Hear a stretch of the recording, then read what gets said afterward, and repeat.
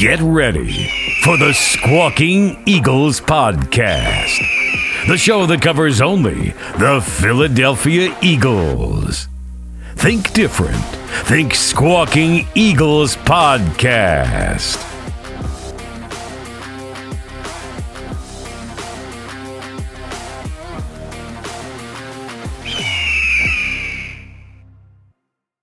Hello, and welcome back to the Squawking Eagles podcast. I am Mike, and this is episode number 99 of all-time recordings. I am joined by Miguel and Mark. How's it going, guys? I'm ready for round two of that big fight. Let's go. Money can't get here fast enough. And today we are joined by a friend I've known for a long time, and he's, I think, my only Kansas City Chiefs fan. Sherrod, how's it going, guy? It's going great. Thanks for letting me join the podcast to talk about my Chiefs. I love to talk about awesome teams and the best. So it's great talking to you guys. The best. Yeah, second best right now. The best record is the Eagles, 8-1. Yeah. We might know you for a long time, but be careful what you say on this podcast, okay? You're gonna post my address and stuff like that. It's like okay.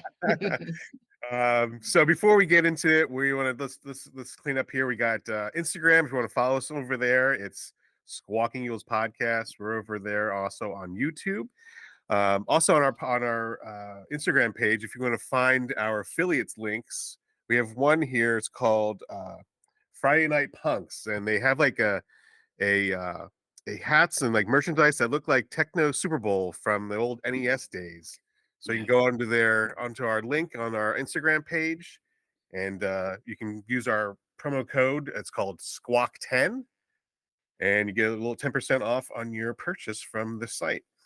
Awesome. Also, if you want to download the app Lockerverse, we are the Eagles channel, official Eagles channel on the Lockerverse app. It's going to be in the link. Will be in the comments below. So, Eagles are on a bye week.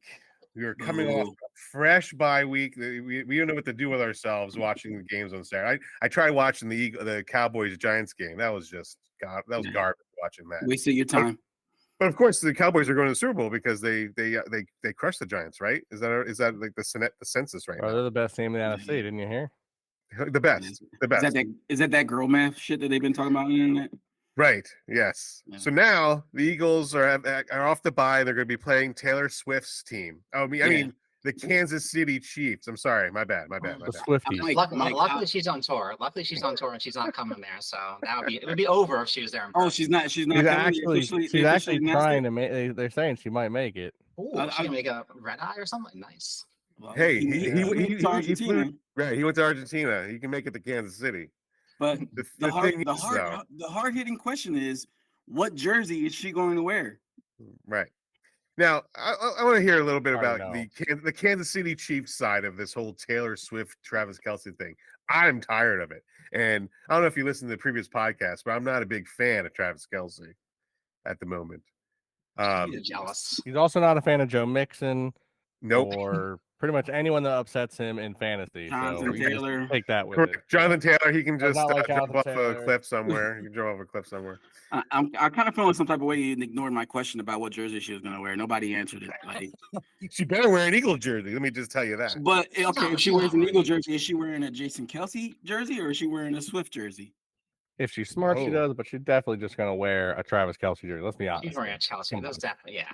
No 50-50. I say just pull a 100% Travis Kelce. They grew up in the Philadelphia area, though. They got to represent. You can't switch teams just because your daughter is dating a fucking Chief. Apparently, he already has. It already has happened. All I know is that Donna Kelsey's going to show up in her Eagles jersey, and we're good to go. She's coming with a split jersey. She's doing a split jersey, I don't think. Yeah. Put the split jersey away. It's not, he got his extra. He got his time last year. We don't need any more of his, bravado. All right, sure. I'll go back to the question that Mike originally asked. Yeah, go ahead. So, how much of it is it you think it's going to cause the, Kansas City fans problems with Taylor Swift if she's going to be there or not with this whole Eagles Chiefs game? It just helps. It helps us. I know I'm a big fan of this relationship. It's working for them. But I originally thought it was a Bill Belichick plan to mess with the Chiefs because he's a big Swift fan. So I thought that was a way to sabotage him. Somehow she'll break Kelsey's heart. It'll cause a rift in the Chiefs, but the Patriots are no longer a threat. So yeah, it's all good. So as long as they don't break up before the Super Bowl win, I'm good. Okay. But yeah, it's going good. It's like Travis Kelce is getting his fame and all that. So he's getting his money outside of the salary. So that helps the Chiefs. And so I'm happy with this relationship so far. Happy with the relationship. You know, the Philadelphia radio stations have taken Taylor Swift music off their shows. Like they're not playing Taylor Swift this week. It's just for this week. It's just for this week. Okay. You know, she's a moneymaker. They're not going to take it off completely. They know. No. I'll be honest. My personal opinion on this whole situation is that it's like all right, cool. You know, when it like first came out, everyone's talking about it. Cool, like first week. It's like anytime any new celebrity couple starts, cool, whatever. I'm not even to the point where it's like, oh, I stop it, take it off. I don't care. Right. All I know is that when I open up my sports headlines, like for now, if I open up my fantasy football headlines, I'm still getting fantasy football updates. Once in a while, you'll see something in there. I'm not bothered by it because I don't watch enough TV or media to care. It just is what it is. All I know is that, you know, come Monday, she's going to be secretly happy because while she's crying for Travis, she's going to be in her head going like, that's my real team. That's my real team. She's a fan. So for as long as I've known you, Sherrod, you have been a Kansas City Chiefs fan and a Royals fan. Like you said, a Sacramento Kings fan. Why the Chiefs? Why all of us? I know you were Chiefs before they were like, you know, the juggernaut that they are. So why did you choose the Chiefs? It was basically when I was probably like 8, 9, 10. I was a big Royals fan, George Brett. So that was my first love, the Royals, when they weren't that good actually, because they were probably decent. But yeah, and so when it came to picking a football team, actually I was like in between. Like I kind of like the Raiders and I like the Chiefs, but then I was like, wait, you can't like both those. I'm like, I'm sticking with the Chiefs. And so so probably back in 1990, probably. Yeah. Okay, yeah. So I remember I think the first time was like there was a playoff game where they were playing the Colts. And my brother was pissing me off because he was a Colts fan. And that was when like Lynn Elliott missed like 3 field goals and it was heartbreaking for the Chiefs. And so that's when I kind of fell in love with the Chiefs because I remember, did you have a Joe Montana Kansas City Chiefs jersey? I can't remember if you did or not. Yes. It still might be in my room upstairs. I wasn't wearing a Chiefs shirt, but it might be a little too small for me. But yeah, I remember that there was one kid in our school that wore that Montana jersey too. I don't know his name, but I think he was 1 year below us or above us. But okay, yeah. So there was another fellow Chiefs fan in high school. somewhere in there. Yeah. So you know, we started this podcast a year and a half ago. And we just started just because we love the Eagles and we were talking about a lot of the Eagles. And so of course we start a podcast and the Eagles go to the Super Bowl. So we were, recording and throughout the playoffs and the Super Bowl podcast. And of course the post-game Super Bowl podcast, which was hard to do, right? Would you say, gentlemen? It was hard to do that one. I went through 3 months of depression. It wasn't hard at all. And I just, there was a lot of things that could have happened in that game and it could have gone the Eagles' way. And would you say that it's possible that the Eagles should have probably won that game, Sherrod? Yeah, I think it was that one fumble by Hurts. I don't know how he fumbled that ball, but that was the turning point. Once that happened, the Chiefs just dominated the second half. So it's like that. I think that was the turning point. So if that didn't happen, probably would have been a different story, right? Because that was like at least a 10-point turnaround right there. So. Yeah, it was. They gave him free points. When you give a team of free points, it's it's hard to come back from that. Yeah. So what we usually do Buffalo. is Buffalo. I want to talk to you about Josh Allen, Mark, in a little bit.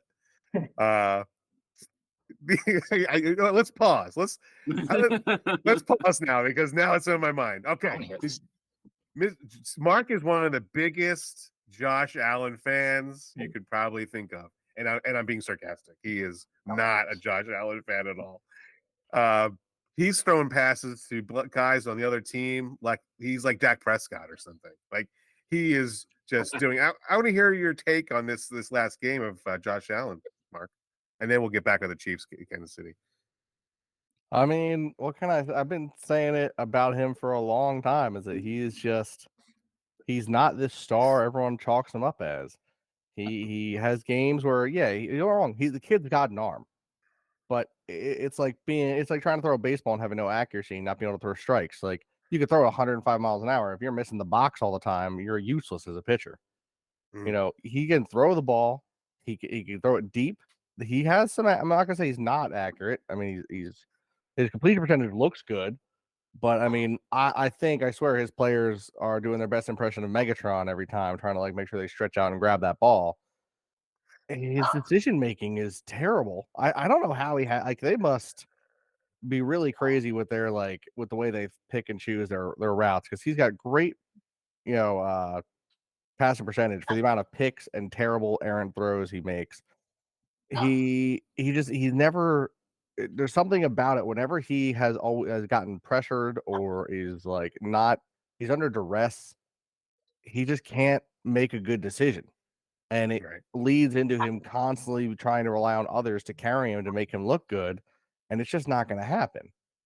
I mean, the underwhelming Denver Broncos this year show just what happens when if you step up a little bit and give him pressure, that he's going to struggle. I mean, everyone goes, "Oh, well, he beat Miami." Yeah, Miami didn't pressure at all. Miami's pass rush is garbage. They've got some great secondary players, but they don't have a pass rush. He cannot handle a pass rush. You pass rush Joe Burrow, he picks you apart. You pass rush Josh Allen, he gives you the ball. He literally goes, "Oh, okay, here. I don't want to get hit. Here you go." And I've been saying it. I'm going to keep saying it. I'm starting to see Bills fans saying it. They're like, you know what? He's just not our guy. Nope. Guess what? At this point, I kind of hope that you guys are like Dallas. I hope you sign to a massive contract again and just keep him for years and years and wonder, why can we not win? Well, it starts with the guys who touch the ball the most. The two best players on your team should be your center and quarterback. I'm not just saying that because I'm an Eagles fan, and obviously I consider Jason Kelce to be the best or one of the best centers in the league. And I highly, at this point, highly regard Hurts as one of the best quarterbacks in the league. To me, that's like a key on every roster. Your center, your quarterback should be stars. Your whole O-line really should be great. Like that should be the foremost focus because that dictates everything. But he's just not it for the Bills. Like he's one of those where it's like a paper tiger. He looks a lot better than he is. And I think it's games like this that kind of prove it. Yeah. I'm excited to see what he's going to do against the Eagles in a couple weeks. ESPN, maybe you said it. The Jets. ESPN said that the Eagles are going to lose the next 4 games in a row. Like, I don't see that happening. They're definitely not to the Bills. Like, come on. I'll tell you what. I think if any game, I think we would lose to the Bills. That would be your heartbreaker for you then. For one, because I talk a bunch of junk. Yeah, because of the trap game. Because we're going to get super hyped this week. We're going to come down off this high, no matter what happens.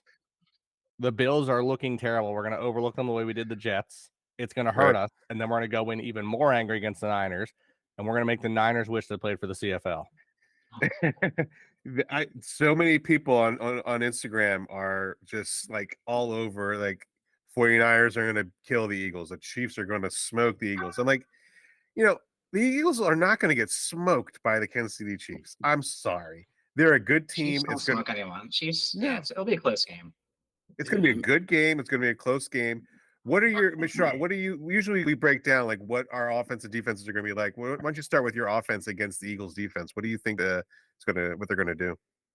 I'm hoping that with the bye week, Andy Reid's awesome off the bye week, so he'll come up with ways to get the receivers the ball, Kelce some action. But yeah, their offense is like the worst part of the team right now. It's like the defense is carrying them. So I'm hoping that they'll throw some avoid all these trick plays and just run the ball, get some play action passes, and get that in there. Just avoid the trick plays. It seems like on like 3rd and 1, rather than running it, they're doing some fancy action like end around plays around just smashing the defense. I know the Eagles front 7 is pretty strong, so they might have to kind of pick on the secondary. But it'll be interesting because Reid will have an extra week to come up with the game plan, and I'm sure he'll be hyped up against his former team like he usually is. So I think the offense will be ready to play, and I think they'll be back on track. What scares you about our offense? You just have so many weapons. It's like everything's here. I guess the good things with tight end. I don't know who your backup tight end right now is, so that's going to hurt you guys. I think because the linebacker Chiefs are definitely and they have some injuries in the linebacker front, so that'll impact that. But our cornerbacks are playing unbelievable right now, and I'm just impressed with the defense. So the defense has been unstoppable. It's like, so especially against Miami, I was worried about Miami. I thought Miami would get like at least like 25, 30 points, and they were just impressive. So I think they didn't show up to the second half of that game. Yeah, and that's okay. Chiefs, the Chiefs do that. They kind of just turn the foot off the pedal and just kind of relax. But that's an Andy Reid. That's an Andy Reid team. Andy Reid team do that. Yeah. So we'll see how it is, but it'll be. So. They'll be ready for him. Well, he should be. I think the NFL has definitely set it up where it's the primetime Monday Night Football game. Both teams are coming off a bye. Everyone's kind of like a clean slate. They kind of set it up for that. They want this game to be top notch, because the last couple of primetime games have been garbage. It's watching the Bears and the Texans. It's like, come on, it's not great. It's bad when the Thursday night game is better than the Monday night game. That's not good at all. So I'm excited for that. The Eagle, like you said, the Kansas City Chiefs defense has been better this year than it has been, and they're not blitzing as much as they used to, but they are getting to the quarterback quicker. Well, the thing is, though, the Eagles' offensive line is probably the best in the NFL. How are they going to get around that if they're not blitzing? How are they going to just play back? What are they going to do, you think? I have a feeling that with like Drew Tranquil, the San Diego Charger linebacker they picked up for pretty cheap. I think he has to step it up because they got some injuries in the linebacker front. So I'm assuming they'll do some blitzing there and also some cornerback blitzes like what's his name? Sneed gets sacks, and so the pressure just kind of throwing at different spots, like going instead of up the front, going around them and trying to get that pressure there. And I think what we need is Chris Jones to kind of step it up. He's been kind of just low key and still letting the other guys take the front and like getting double teamed like that. So I think Chris Jones will have a big game, especially after that dumb penalty he had against Miami Dolphins. I'm sure he's feeling some heat from the Chiefs fans on that one, and so he wants to step it up on the primetime light. Right. The Eagles are coming off a game against the Cowboys where CeeDee Lamb racked up 195 yards receiving. The Eagles secondary has not proved anything to the fact that they do give up a lot of yards and a lot of touchdowns. The Kansas City Chiefs wide receivers they're not as good as the Dallas Cowboys receivers, but they got not close. Yeah. So hopefully they got Kelce, and he's got Swift. Right now, who's going to cover Kelce in the secondary? Who's covering Kelce? Because they couldn't do it in the Super Bowl. Who's going to do it now? Miguel or Mark? What do you think, Miguel? You're gonna have to put the safety that we got from Tennessee on him. Byard has a really good record. They played in the past, and Byard was not Kelce's favorite person. Byard is a pretty good cover safety, although he's been kind of lacking since we got him. But I think he could have a good game. Yeah, he needed some time, I guess, to adjust to a new system. I mean, he did just get thrown in there, started right away. So he's had some time to learn. Hopefully this week, they got him up and running, and we'll see. What I want to know is Jalen Hurts' knee going to be a problem moving in from here, or is it like this week kind of healed it up a little bit? Reports. What are you guys coming out of reports coming out of practice this morning that he didn't have a sleeve on his knee today, so that seemingly he's got it taken care of during the break. But who knows? Maybe today he was just testing it out without the sleeve to see how he feels, get treatment afterwards. So we'll have to see. We'll have to wait till game day to see if the knee is braced up. Then we know that it's still going to be a bugaboo for him. We'll see what kind of field they put out there for us. A little it's slippery. There you go. I will say, go ahead. Just don't play by the logo. Say, think about a slippery field.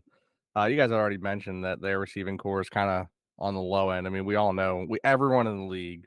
Everyone who knows anything about football at this point, even the Swifties, know Kelce. He's obviously their offensive weapon of choice. I will say the thing that, just looking ahead, my biggest concern of them is Pacheco. Mm-hmm. He hurt us last year in the Super Bowl. He's a local boy. And for some reason, local players tend to do really good against Philly. We saw Swift murder us last year prior to us picking him up. And Pacheco did the same thing in the Super Bowl. Now, I know our run defense is one of the better, and I think I think our biggest concern, honestly, which is crazy to me, is going to be to contain Pacheco more than with the receiving core they have. I feel like more than Mahomes and Kelce, I think the threat is Pacheco, because I think that. I mean, how many weeks have I told you guys? You run the ball, you run the league. I think that is the biggest concern for anything moving forward, because I think he is probably one of the less trying to think unheralded running backs in the league right now. He doesn't go down easily. He's very slippery, and when he decides to break, he goes. He's not slow. He's up there with one of the fastest running backs. So Yeah, I think that's a dark horse I'd keep my eye on. that's what I was watching. Like they put out like the highlights and like preview the game, and that was one thing they said is that Pachinko is going to be the one that's going to cause a problem. What? Pacheco. There's no N in his name. Pacheco.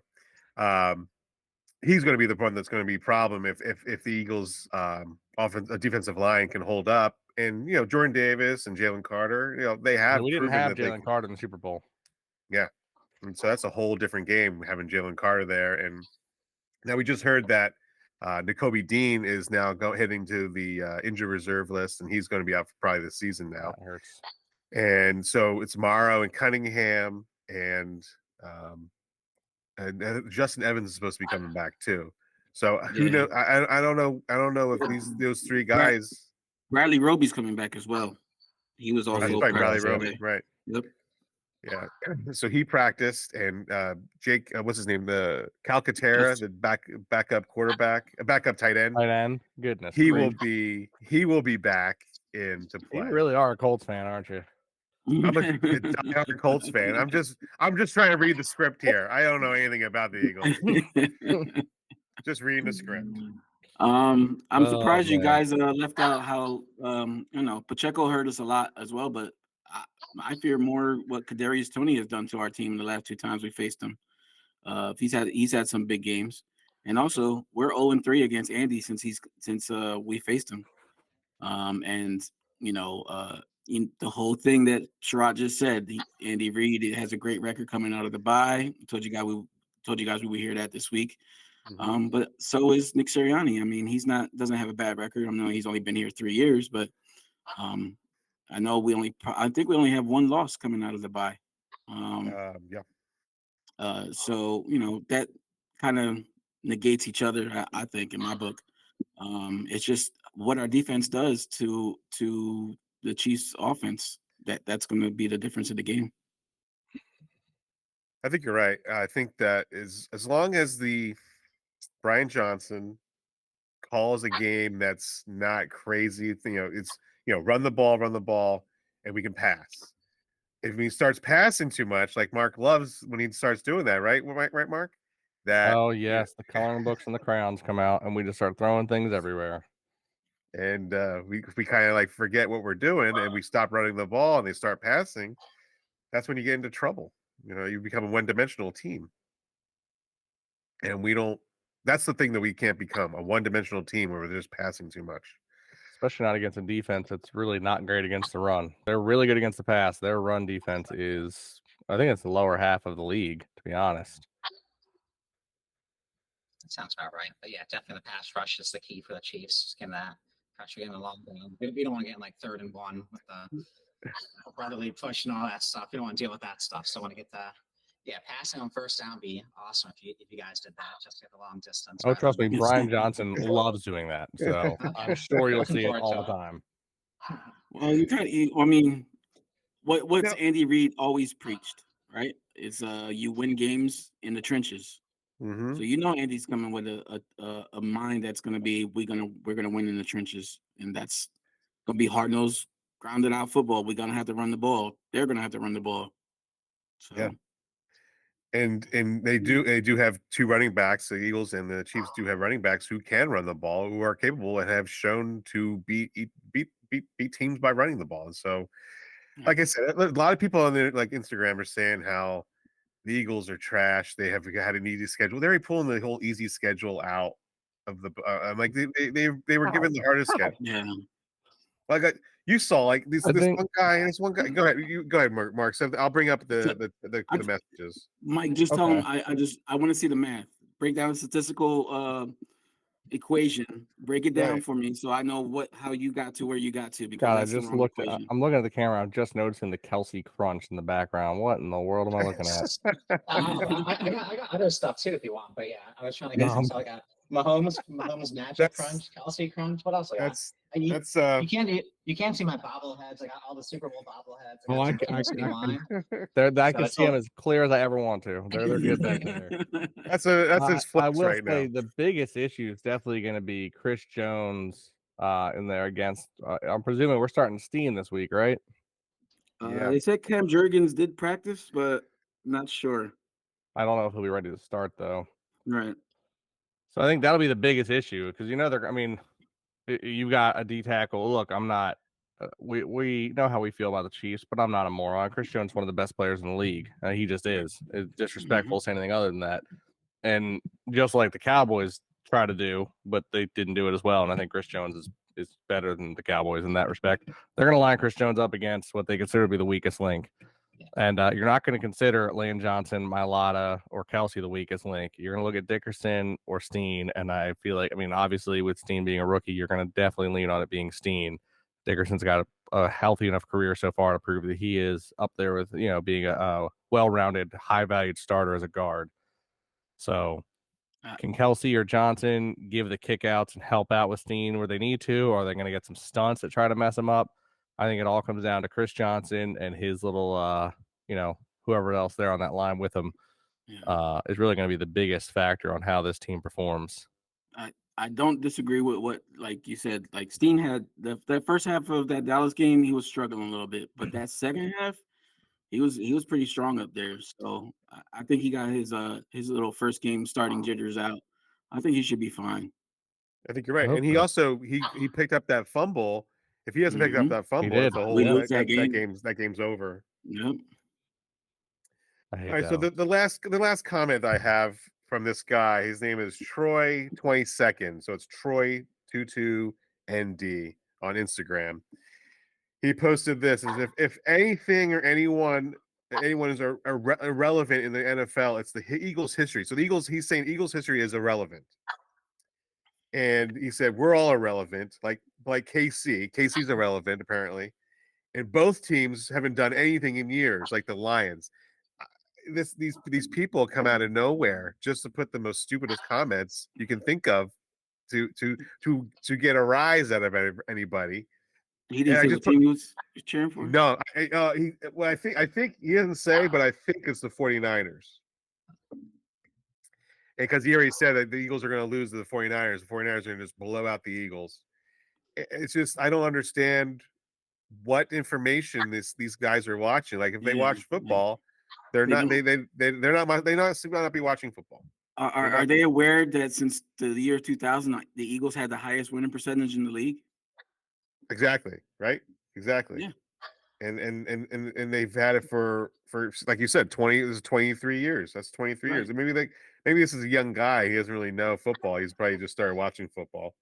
Well, but he doesn't look like we've been in the Super Bowl. Yeah, we were in the Super Bowl in 2017. We've been in the playoffs almost every year since.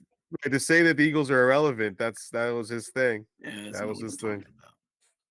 Mike, you gotta stop letting these fucking trolls get to you, bro. Love it. They're part of our crumb bum commenters. Like that's what these guys are. I mean, we appreciate the content, but hey, if it wasn't for these crazy commenters, we wouldn't be getting the amount of likes and follows, because as long as they're commenting and making these stupid, outrageous comments, then the algorithm we keep flowing with the algorithm. So keep it coming, keep it going. If you want to comment on our content, it's Squawking Eagles Podcast on Instagram. You might make it on the podcast. There you go. All right, so before we make our predictions for the scores, there's a I know how much Mark likes Brian Johnson, and the Bills just fired their offensive coordinator. Their offensive coordinator. They just fired their offensive coordinator. So say the Eagles lose the next 4 games, Does Brian Johnson get fired, and they go and hire one of these old college football coaches that just got fired or is going to be fired from UCLA? You think he'll be open to come in here and All right, become an you're gonna pull it up. offensive I got to make a comment about that because if you saw the one that you tagged me in, and I'm just saying this because I don't know if you read the other comments. I saw Chip Kelly getting fired. As soon as I read Chip Kelly he didn't get fired. They were talking about it. Mark. But I tagged Mark. See, you should have made it and read it. Like all the UCLA fans, obviously I'm not a UCLA fan. I can't stand UCLA. But they're all like, why? Like, since he's been there, they've done nothing but be better than they've ever been. They've been top 50 team every year since he's taken over. They've only, with the exception of his first year when he had nothing to work with, he's only gotten better. And people are like, wait a second, why would you fire a guy who's literally built a team? I mean, last year their team was so good, like half that team got drafted. I mean, they're having a lot of guys there. It makes no sense. Like, why would you? I understand why we fired. There's a lot of the Browns quarterback. Isn't he on the Browns? He'll be starting for that. He'll be starting them this week, right? And I honestly think, like, not just because of his ties of where he is. I honestly think just watching him, haven't watched preseason, haven't watched him in college. He had some rusty starts in the NFL so far, but I think he has a good chance to maybe have a decent career in the NFL if he really gets his stuff together. I think he had some early jitters, but I mean, who wouldn't? He played for the Browns, But I'm shocked there's even conversation about it. Like, I get if you're going to talk about firing a coach who's winning and you find out, I don't know that he's cheating. I get that. Well, there's a little bit of that. You're not trying if you want to cheat. Come on. I mean, for everyone here who's a Penn State fan, I mean, rumors came out and Paterno was gone in a heartbeat, even though it wasn't Paterno that had to do with the whole situation that happened back then. And they got rid of him. But you don't get rid of a coach for winning the games. Like, you take it a team. Like, if we fired Sirianni this year and we go like 13-4, I'm going to be all confused. Like, why would you? Just like I know I don't like Brian Johnson. We're not going to fire Brian Johnson. We could lose the next 4 games. We still end up making, still winning our division, and make the playoffs. We're not going to fire Brian Johnson. That's not happening. There's comments that the Eagles are going to finish the season 9-8. 9-8. We're currently 8-1. I know. We're going to lose. That would be us losing. I know. To the Giants at least once. Well, Mike, who said this, Mike? I'll look for it. We made these predictions of our Eagles going 14-3 back in August, and so when people see that we have them losing to the Giants the last game of the season, they're like, "No, the Eagles aren't going to lose to the Giants." No, the Eagles. I'm like, first of all, the Eagles are going to probably be playing their backups, third, fourth garbage players, pull people from the stands. Yeah, like I might get called up. Who knows? You never know. And so it's like, they probably will lose that game, but like because we made that decision in August, we're in November, and the Giants are very, very bad, very bad, very bad, and there's a good chance that the Eagles do win that last game with all of us playing. Like they're going to win that. Eagles could win that game, right? Well, I mean, I think most good teams. Look, no matter what happens Monday, the Chiefs, barring absolute horrendous meltdown, they're going to make the playoffs. Everyone knows that. Mm-hmm. I would bet money that most likely, again, with the exception of insane miracles one way or another, they're going to have their division locked. And come the final game of the season, I'll bet you most likely that Mahomes and Kelce are not lined up against the Chargers. Mm-hmm. Which honestly I'm going to hate because I still think Herbert's the better quarterback, and I love seeing those two duel it out. But I have a feeling that the Chargers have a free win at the end of the season if the Chiefs continue doing as well as they do, especially if they win Monday, which they're not going to do. But I think the one issue is the one bye, right? So the Chiefs might play because that league is so stacked. They still got to play the Ravens.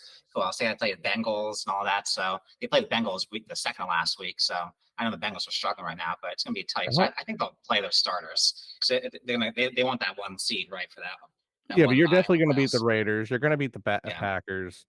You're going to beat the Bills. I don't know about that Raiders game. You're definitely going to beat the Patriots. The Raiders are owned by the Chiefs. Let's be honest. And then I think the Bengals are your only, with Antonio Pierce passion now. Right. After Right. Monday, the only two things you got to worry about are the Bengals and the Chargers. If the Chargers go on a resurgence, you got to worry about Herbert, weeks, that final week. All right, maybe. But if you guys have it locked up by then, Yeah, I Hopefully get it assume that locked up. The Eagles will have it locked up by that last week. It's a no brainer. They are going. There's no way. maybe the not Eagle- see the first seed though, because the Lions have a weak schedule. Their only real opponent the rest of the season is the Cowboys and the Vikings. That'll And the be Vikings, interesting to let's be see. honest, like I know Josh Dobbs has been having a resurgence, and look, I'm hoping that Josh Dobbs and that team continue to look good. I want to see that man have a good chance in his career, but I don't see the Vikings threatening the Lions the way they're playing. I honestly could see the Cowboys losing to the Lions because it's Dak. So if anyone wins the 1 seed, it really could go. I could see us losing the 1 seed to the Lions if we drop one more game this year. Right. Yeah, I agree.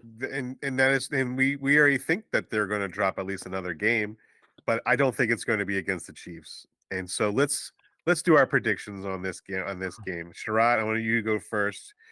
Give us a score of Yes, what you Toronto. think what's gonna go with our final score of this game Monday night. It's definitely got to be a game-winning field goal by Bucker because that's what he does. And so I'm saying 27-24. 27-24. That's a close game. Yeah, so it'll be a little more points than the Chiefs give up usually, but that Eagles offense is pretty potent over there. It is for sure. I'll go with Miguel. What do you think, bud? Well, I'm looking at the spread here. Vegas has them at 2.5. Oh, it's at 2.5 now. 2.5 now. Yeah. Oh wow. Okay. Over under is 45.5. But I just they don't calculate Hurts's passion for revenge. As we all know in the beginning of the season, he had the iconic him in the confetti as he was walking off the Super Bowl field. So you know he has revenge on his mind. You know AJ and Schmitty got revenge on their mind. There's no way to calculate that. So I'm gonna be close to it, almost comparable to Sherrod, but the Eagles are gonna be out on top. I'm gonna say 28-24 Eagles. 28-24 Eagles. Okay. All right. Mark, you were you go ahead. contemplating there. You go You want me ahead. to go? You go. Okay.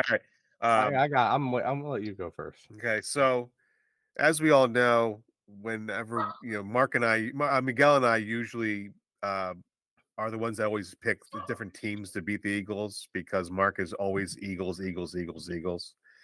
But I'm going to go and pick the Philadelphia Eagles to win this game 28-17. I know it's going to be I see 4 touchdowns, all passing touchdowns, and they're just going to pick the Chiefs apart. 28-17. Mark, let's hear yours. A few weeks ago, I made a prediction and I got called crazy. And then I call looked you at crazy all the everyone. time just because It doesn't have to be a prediction. You're not alert wrong, you. but I got called crazy with a prediction out on the comments. And I said, look, after the game happened, I went back, I made a comment back at them, and I was like, hey, if I'm crazy, I'm the good kind of crazy, and y'all want this crazy. All right. We called him out on the comments. I forget the name now. We brought it up because we were shocked at how accurate I was. I mean, it was literally a misplay by our offense away from having like almost a perfect prediction. I'm sure we, and by we, I mean the three of us, obviously our guest here, Sherrod, I'm sure was not looking at the Eagles sideline at the end of the Super Bowl last year because he was just too excited, too happy. And you know what? Congratulations. I get it. Enjoy that while you could. But I was looking at the sideline. I'm sure you guys are looking at the sideline. Over the past years, I've learned the love and passion that Sirianni has for this team. And you saw it just really come to light there in the closing moments of that Super Bowl. And I know that while we talk about Hurts, we talk about AJ Brown and Devontae Smith, Sirianni deep in his stomach has had a fire that has been roaring for this game. And I know I've talked. I'm all hype about the Niners game, but this little rematch, as a lot of people are like, put a little label on it. While that fire was roaring, I think Sirianni wants to come out and say, "Look, guys, you guys call it a rematch. We call it just another game, and this is a game. And we're gonna just put a little statement on, remind everyone who we are, and we're gonna come out and beat the living shit out of the Chiefs, 45-17. We are going I gotta write into this down. Arrowhead. We are making sure that the Chiefs know why we're the number one team in the NFL, why the NFL needs to understand why we're the number one team in the NFL, why Jalen Hurts is the number one quarterback, why DeAndre Swift is the number 3 receiver, why we have the number 1 O-line. We are here to win. We have seen glimpses. We got that taste in our mouth a few years back. We won that 2017 Super Bowl. And last year, we had that disgusting taste in our mouth of losing. And we don't like that. I remember beginning of the year when listening to that Kelce podcast and Travis Kelce went on saying, once you win one, man, or once you lose one, you got to win the next one. And Jason thought he was he's like, whatever, like nothing. And then Jason came back for that exact reason. Yep. He said that taste after that Super Bowl was just, he couldn't He said bear he was it. right. He said he was right. We're not dealing with this. I know this isn't the bowl itself, but we want everyone to know how we feel. And we're going to make sure it's said loud and clear Monday night. Because you know who's undefeated after the bye? Sirianni. Mm-hmm. That's right. That was poetry. Sheer poetry, Mark. Sheer poetry. We'll have to make a reel out of that because everyone's going to have to see that one. All our 9,000 followers. Thank you. Yeah, big. That's 45-17. I love it. And so far, like we're all kind of like in the same path on how much everyone's going to score. I like this. Yeah. So let's do our final. I guess final thoughts here. Anybody have final You didn't give thoughts? your prediction, Mike, did you? Yeah, I Yeah, did. he did. I made him for me. Okay. He made me go. He wanted to. He had a lot to say, so it was a good thing. Before we go out, you can follow us on Instagram, Squawking Eagles Podcast. Follow us on YouTube, Squawking Eagles Podcast. Over on X, over on TikTok. Also, you can go find our link in our bio on Instagram. You can find Friday Night Punks. You can also find the if you know, you know quotes. You can find some t-shirts over there. You can Squawk Pod to get some t-shirts from there. And that's it. I think that'll do it for us. All I know is that if Kelce doesn't end up playing Sunday because of some mysterious injury within the next couple of days, the conspiracy theorists are going to be going crazy. Kelce might be in South America. He might just be screw football and just. I need to know because I got to take him out of my fantasy football league. Got to take him up to the lineup. Hey, Miguel, are you playing Joe Burrow this week? Are you starting him? I forget which league I have him in, but yes, I am. Our league, yeah. Yeah. I'm going to start him this week. Okay. Yeah, the podcast league's doing pretty well. I mean, there's a team. I think there's someone leading that. It's looking like they're pretty good this year. I can't remember the name of it. I'll have to look back. Do you know off the top of your head, Mark? Do you know the name of the team? I just know they're 8-2 this year. Okay, all right. Yeah, they're looking pretty good, and they're playing against Joe Burrow, so it looks like they're playing against. That's right. Miguel and Mark are battling each other this week. Oh shit! Yeah. Yeah. Look, I haven't gotten to it today. I probably did. I just haven't. I don't remember. Right. My signal has been so bad at work; it's fucking ridiculous. But he's got 1 point right now, so that's not bad. Yeah, he's doing great. For that 1 point. Oh fuck! I left Higgins in, motherfucker. You did leave Higgins in. I wasn't gonna say anything about it. Oh no, Miguel. That's how it is. But I think we we got a little fantasy coming along. We got some people say I'm in a fantasy world with that score once that's posted. Yes, they did last time. They will this time, and that's fine. Right. You know what? I said we were going to come out and beat the Dolphins like 42-10. We came out and beat them 30 something to 17, and that extra touchdown was a offensive, way. I was so I right about will- our defense. I will get those scores out early so we can get a nice little a take of all your scores. So I'll get that posted soon. I just want you to keep in mind that if things go absolutely haywire and you make a post like that, I might get absolutely laughed at around the world for that one. That's okay, because you know what? It's not going to go that way. It's all not going to go good. that way. I got belief. Hey, I gotta be confident. You know why? Yeah. got to be. This game feels like if you went to a party, right, and you met this girl and you had a great time with her, right, and in the last hour, this drunk ass dude in a red shirt comes and steals that girl that you was dancing with all night and leaves with them, and now you run into him again. You gotta punch him in the mouth. That's what we. Oh, you know what? Now Here we I go. just realized this before we go That was on poetry this too, list. Miguel. That was poetry. That was a good one. So Poet Larry Pat Hits over Mahomes, Mhm. has his underwear been cleaned this week, you think? Oh yeah. Definitely not. He had the bye week, you know. He was in Germany, so they watched it pretty good with the Luftflutschlagen.